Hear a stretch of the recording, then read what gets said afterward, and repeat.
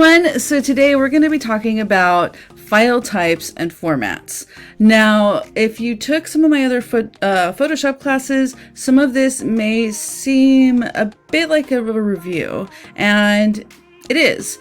I want to make sure that we're all on the same page on these topics, and I don't know if you took Photoshop with someone in high school or an instructor here, so I do review a lot of the stuff that I went over in my other classes. Now, the big difference though is that I will be testing harder on this. So if you did take my class and you did great on the midterms and finals in those classes, then you'll probably do pretty good, but still pay attention to the study guide questions at the bottom of the page, because I do create more difficult questions for this class. I really want you guys to get this information under your belt so you're ready to be out there in a professional work environment. So let's take a look. All right, so actually, let's make this a little bit bigger. Here we go. All right, that's looking better.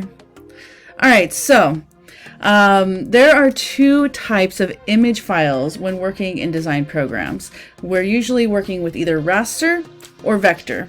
So raster files is what we're working in with Photoshop. Raster files are made up of pixels, which are squares of color.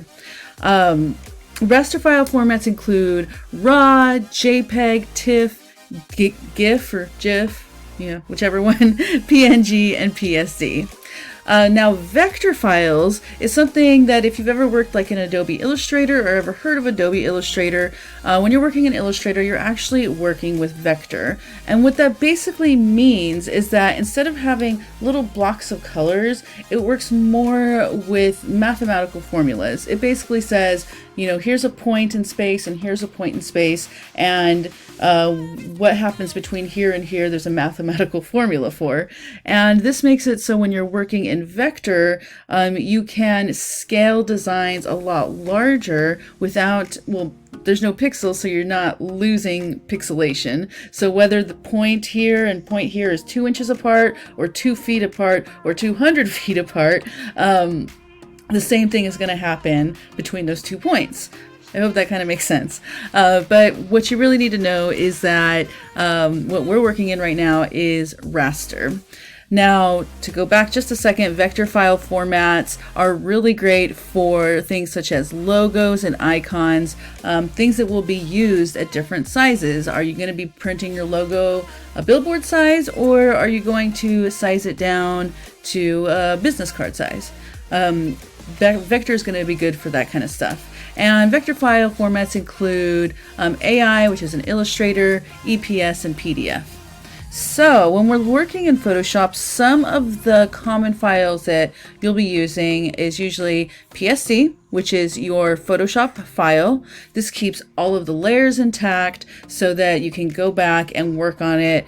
I prefer to name these files working at the end. Some people call them their master files, because that's the file that we go back to no matter what. So let's say I'm making a photograph and I have, I want to print it really big, and so I go to my master file and I create a print file for that, for this huge print.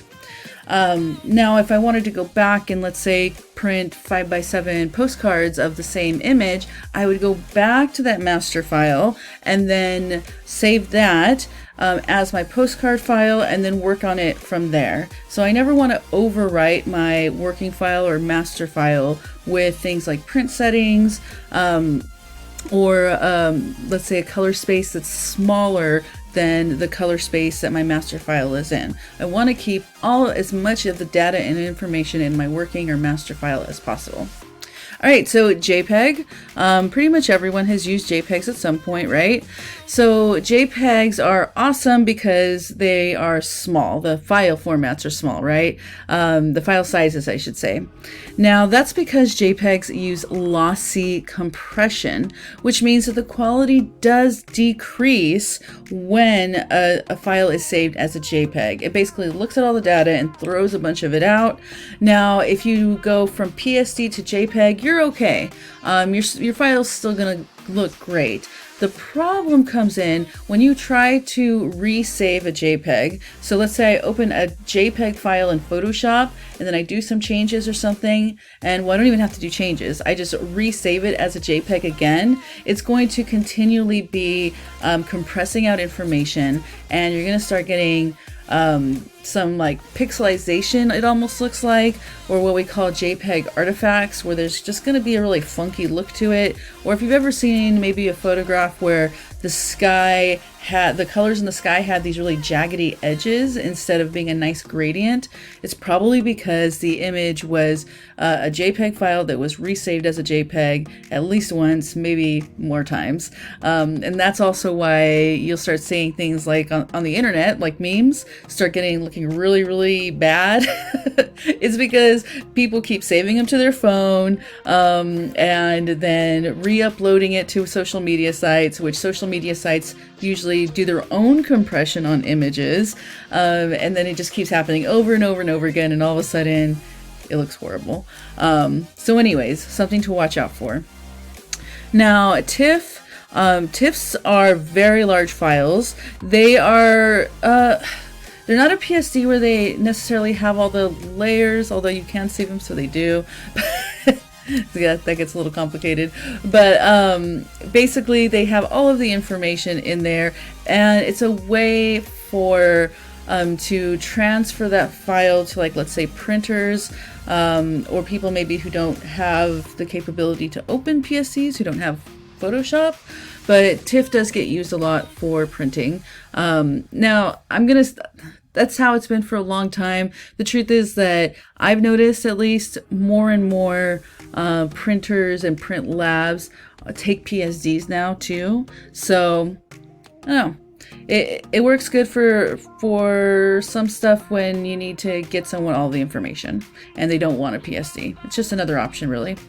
Okay, so PNG, and I'm sorry, I should go back for a second. These are lossless TIFF. So when we say lossless, we're not losing any data, whereas if we say lossy, we are losing data. Okay, so let's go to PNGs. PNGs are also lossless. But they're usually a little bit low resolution. The great thing about PNGs, at least what I use them for all the time, is if you want to, what we call, preserve transparency. A good example is, let's say you create a logo for your business and you want to overlay that on top of a photograph, right? So if you do that and you save that file, let's say you're working in Photoshop, you make your logo in there, and then you don't want you want a transparent background, you don't want any kind of background or anything. If you save it as a PNG, it's going to keep it so that you don't have a background. If you save the exact same file as a JPEG, even if in Photoshop you see that there's no background, if you save it as a JPEG, it's going to add a white background. If you save it as a PNG, there'll be a transparent background. So that's really key for doing things like watermarks and logos.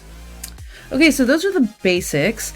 Now, I do want you guys to go ahead and watch this video that really goes into file formats. It's going to cover some of the stuff I just went over, plus some. Okay, now also make sure that when you're watching my videos and any other videos that I assign you, such as this, that you're looking over these study guide questions and taking notes, because you can use your notes on your midterm and final exams. So make sure that you are maybe pausing every once in a while, coming through here, looking at these questions, trying to make sure that you are getting the answers to these, and if not, then you can take a second to go back and see what you missed.